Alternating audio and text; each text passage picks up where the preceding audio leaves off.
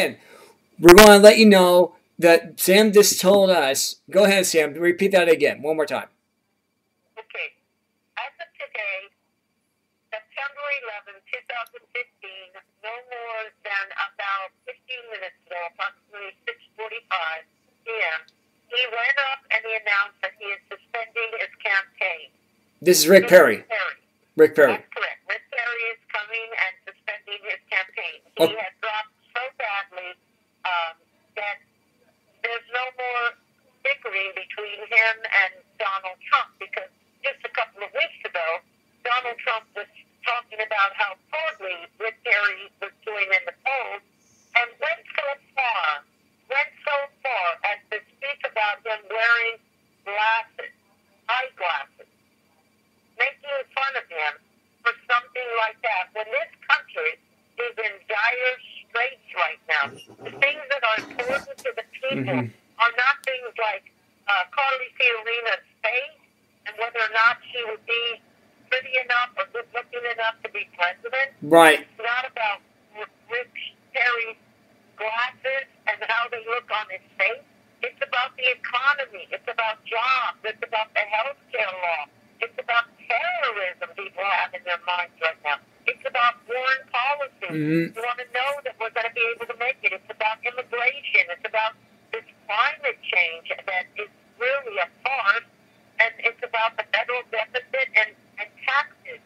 But those are the things that are the most important to people. But for me, let me just say that right now, one of the things that people haven't noticed important in the United States of America is the Confederate flag. And if you please, let me explain very clearly. The Confederate flag is not a flag of hate or racism. It's a piece of material that's an inanimate object.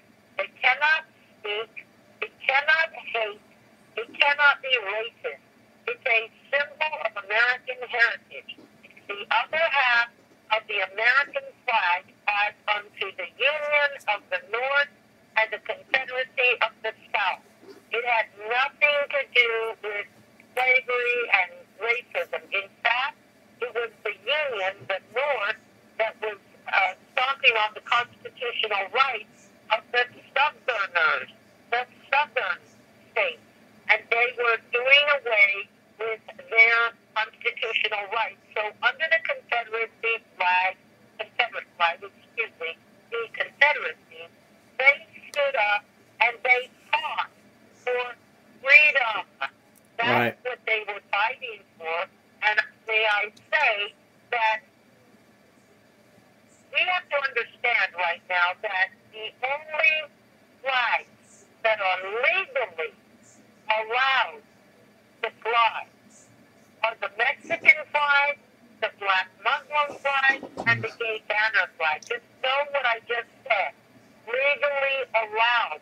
Because right now, in the schools of Oklahoma, Colorado, some in Texas, some in California, I can name the state schools and their administrations as the children have just gone back into school now, the first of this September year, 2015. They're not going to get to wear American flag clothes or pins or caps or shirts or their school bags can't have an American flag, their lunch boxes, or they will be expelled.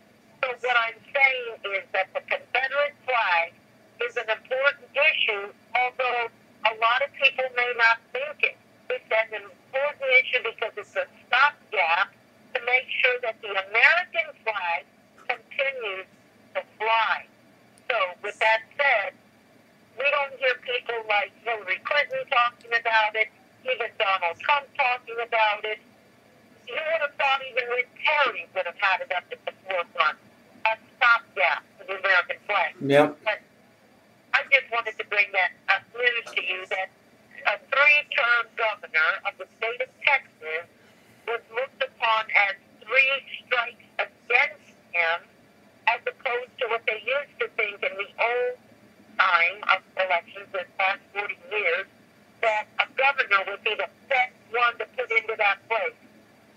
say that the best one to put into that place today is the best candidate, and that would be we, the people, who would elect ourselves in 2016.